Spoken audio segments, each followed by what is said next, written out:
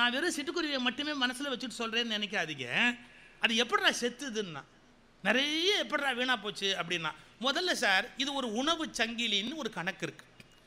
Nature வந்து ஐயோ அது என்ன அருமையான ஒரு ஏற்பாடு பண்ணியிருக்கேன்னா, எந்த ஒரு உயிரி பிறந்தாலும் இது பாருங்க, அது திங்கிறதுக்கு வேண்டிய உயிர் ஒன்று இருக்கும், இன்னொன்று கவனிங்க, அதை திங்கிறதுக்கு ஒரு உயிர் இருக்கும். இதுதான் நேச்சருடைய பேலன்ஸ்.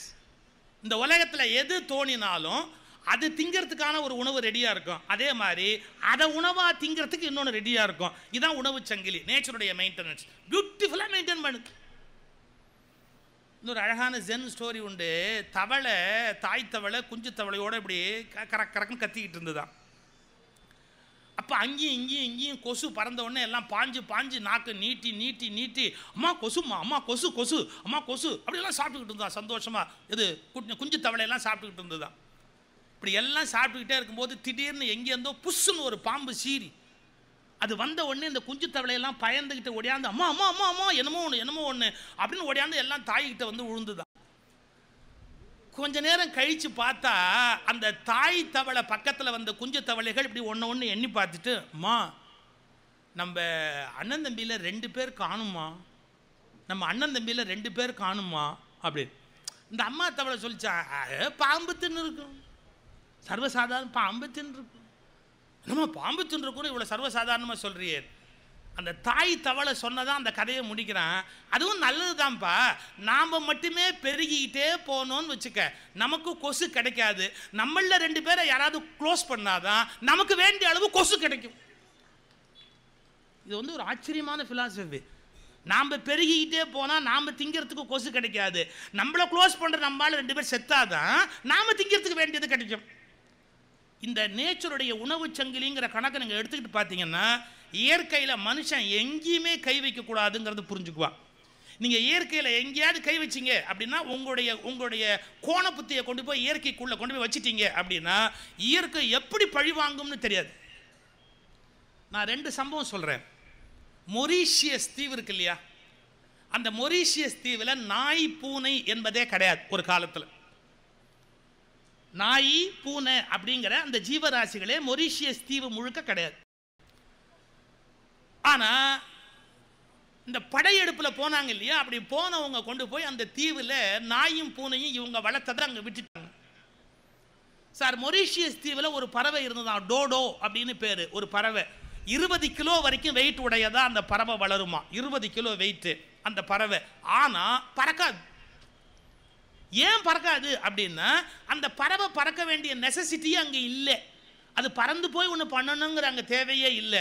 இயற்கை எப்படி உருவாக்குது பாருங்க, எது அவசியம் இல்லையோ அதை உயிரிகள் செய்வதில்லை.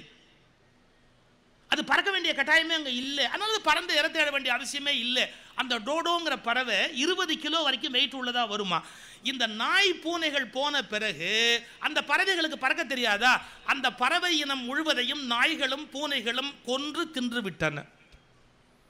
டோட்டலாக அந்த தீவிலேருந்து அந்த டோடோ அப்படிங்கிற பறவையே அழிஞ்சு போச்சு. ஒரு புள்ளி விவரம் கொடுக்குறான், அது மாதிரி 11 வகையான பறவைகள் அந்த தீவிலிருந்து மொத்தமாக அழிந்து விட்டன.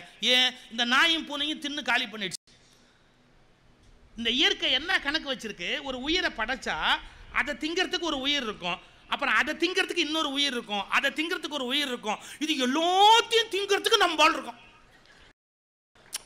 என்ன சின்ன பொண்ணு என்னென்ன வந்தாலும் அதை கடைசியாக டோஸ்ட் பண்ணி ஃப்ரை பண்ணி முக்கி அதில் போட்டு இதில் போட்டு எல்லாம் திங்கிறதுக்கு நம்மால் உணவு சங்கிலியில் கடைசி எல்லாத்தையும் விடுறதில்லை அப்படிங்கிற ஒரு ஐடியாவோடு இருக்கிறான்.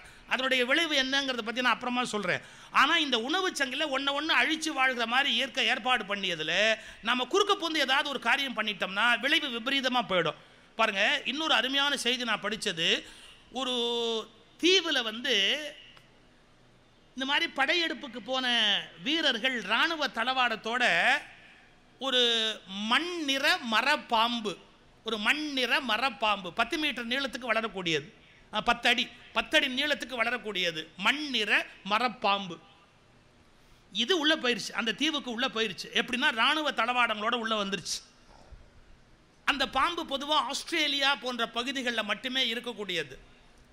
இதை இராணுவ தளவாட சாமான்களோட சேர்ந்து எப்படியோ அந்த பாம்பு புறப்பட்டு அந்த தீவுக்கு போயிருச்சா, போய் அது இனவிருத்தி பண்ணி அங்கே வளர ஆரம்பிக்குது. அந்த பாம்பை உண்ணுகிற எந்த விலங்குமே அங்கே இல்லை. அப்போ அதை அழிக்கிறதுக்கு யாருமே அந்த இடத்துல இல்லை. அப்போ என்ன ஆச்சுன்னா, ஒரு சதுர மைலில் 13,000 பாம்புகள் என்ற அளவில் அது விருத்தி ஆச்சான். ஒரு சதுர மைலுக்கு 13,000 பாம்பு. அந்த நாட்டு மக்கள் பட்ட வேதனைக்கு கொஞ்சம் நஞ்சம் இல்லை, அவ்வளவு வேதனை. ஏன் இந்த பாம்பை அழிக்கவே முடியல. கடைசியா அந்த இடத்துல மக்கள் காலி பண்ணி அந்த இடத்த விட்டு போக வேண்டியிருக்கு. அவ்வளவு தூரத்துக்கு இது வளர்ந்துருச்சு. இப்போ இதை மனுஷன் எங்கேயாவது இயற்கைக்கு விரோதமா இவனுடைய காரியத்தை கொண்டு போய் நுழைக்கலாமா சார்? இப்போ கூட எல்லா நாடுகள்லையும் ஒரு சட்டம் வச்சிருக்கிறான், நாம மதிக்கிறது இல்லை. என்ன தெரியுங்களா, இந்த நாட்டு தாவரங்களையோ இந்த நாட்டு விலங்குகளையோ நீங்கள் வெளிநாட்டுக்கு கொண்டு போகக்கூடாது.